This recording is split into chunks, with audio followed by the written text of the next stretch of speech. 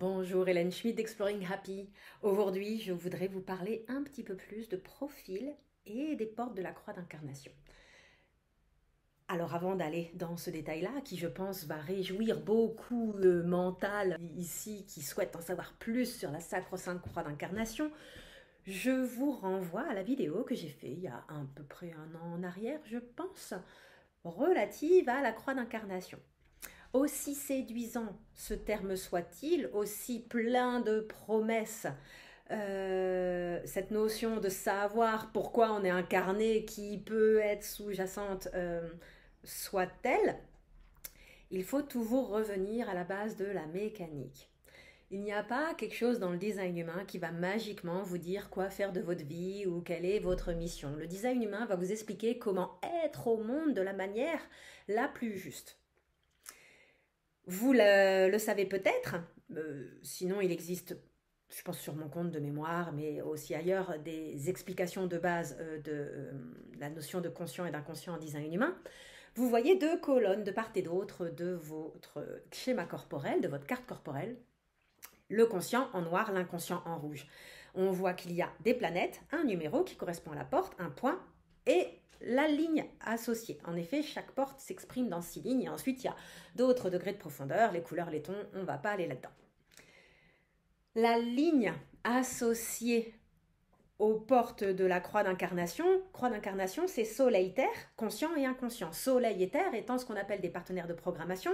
70% des informations qui nous arrivent dessus, à tout moment, viennent directement du soleil. Les 30% restants viennent des autres astres du système solaire qui figurent dans le bodygraph. Et cette énergie qui vient du soleil est absorbée par la terre et restituée. C'est pour ça qu'on ne peut pas séparer soleil et terre dans les considérations. Et vous voyez bien que les portes de la croix d'incarnation ont toutes les deux les mêmes lignes côté conscient et toutes les deux les mêmes lignes côté inconscient. Et ces lignes-là font le profil. En effet, en termes de pondération, puisque 70% de l'énergie qui vous constitue consciemment et inconsciemment et correspond au binôme soleil-terre, eh ben, les lignes correspondant à ces planètes correspondent à 70% de l'énergie en termes de lignes qui vous caractérise aussi. D'où le fait que c'est ces deux lignes-là qui sont constituées pour exprimer votre profil, même si vous avez plein d'autres lignes associées à plein d'autres planètes dans le reste de votre design. J'espère que ça c'est clair.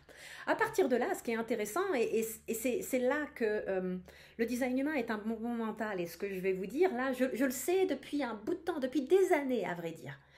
Et il n'y a que maintenant, je suis dans ma 7e année, que j'en expérimente la pleine mesure. Donc là, je suis en train de nourrir votre mental. C'est tout à fait ok que vous ne soyez pas vigilant à ce degré de finesse au stade où vous en êtes, peu importe où vous en êtes. Notre profil s'exprime à travers les portes auxquelles les lignes de notre profil sont associées. Je vous donne un exemple concret, puisque en tant que ligne 5, il s'agit de donner des exemples concrets, et en tant que ligne 3, je parle de ce que j'ai compris à travers ma propre expérimentation. Je suis profil 3-5. La ligne 5 est en inconscient, elle est associée aux portes 52 et 58.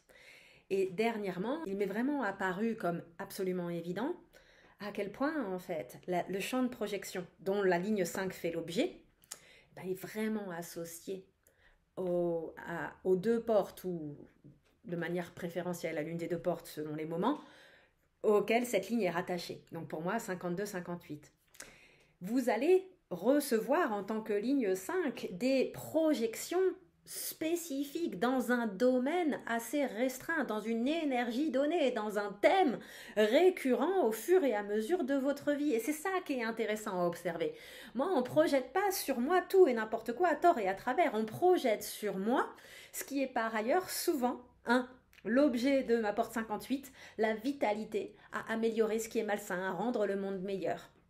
Et bien entendu qu'on va régulièrement projeter sur moi une hyper-exigence, un perfectionnisme, toutes ces choses-là qui peuvent être effectivement, entre autres, les écueils de la porte 58, et encore plus s'il y a sa copine la 18 en face, et qu'on a le canal du jugement, et qu'on est là pour parfaitement jugé, condition d'être connu hein, et invité pour cela.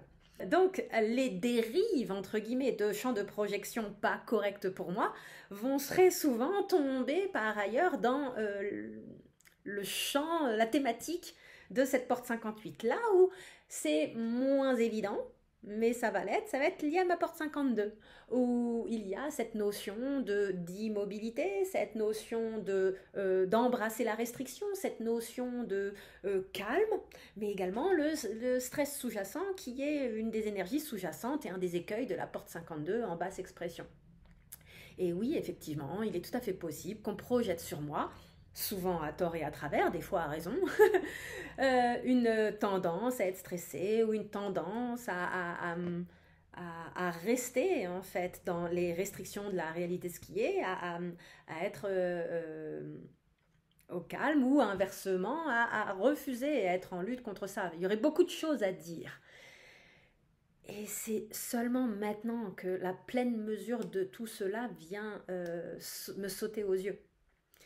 Ceci étant dit, ça reste intéressant à regarder. Alors, c'est pas toujours évident de comprendre. On a beau savoir quelles sont les énergies des portes qui constituent notre croix d'incarnation. Et on a beau avoir une attention particulière pour celle-ci, puisqu'elle constitue 70% de notre énergie, c'est pas le truc qui va venir en un déclic de voir le lien direct avec telle ou telle ligne qui correspond à votre profil. Certaines liaisons, certaines compréhensions de la mécanique à l'œuvre vont se faire de manière évidente et d'autres beaucoup moins. Tout n'est pas hyper simple à saisir avec le design humain et in fine, ce n'est que votre expérience de connexion à vous-même et cette capacité en fait à venir débriefer les expériences que vous vivez à la lumière de ce que le design humain vous apporte comme information au niveau de la mécanique à l'œuvre, que tôt ou tard, comme moi, vous allez faire « Ah, Eureka, ça y est, j'ai compris !»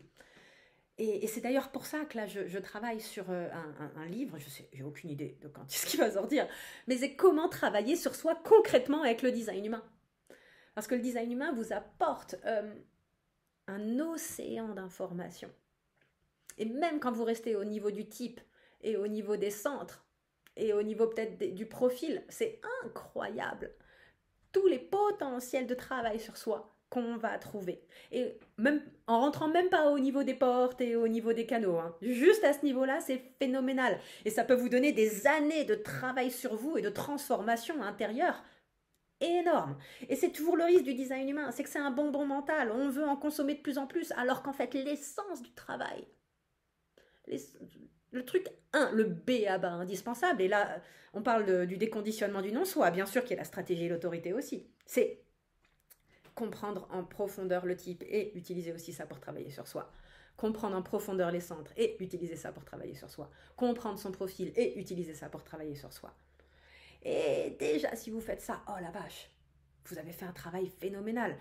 Et se déconditionner, ça va prendre des années. Mais c'est passionnant comme travail d'investigation, comme travail un peu Sherlock Holmes, de dénouer la pelote de nos schémas psycho-émotionnels, de nos compulsions. Et souvent, il y a des choses intriquées. Et bien sûr qu'il y a par ailleurs des traumas, des expériences de vie qui vont venir également apporter des éclairages. Bref, c'est passionnant. Donc là, je vous donne ce petit bonbon mental. Lié au profil et à comment il se traduit particulièrement dans les portes associées. Et ne vous perdez pas là-dedans. Et même si c'est pas le plus sexy, revenez toujours au basique et surtout utilisez le design humain pour travailler sur vous au quotidien. C'est ce que je fais avec mes clients au niveau individuel, c'est ce que j'essaye d'apporter dans mes programmes de groupe et c'est ce que j'espère je vais réussir à vous transcrire tôt ou tard à travers le projet de livre en cours. Allez, au revoir!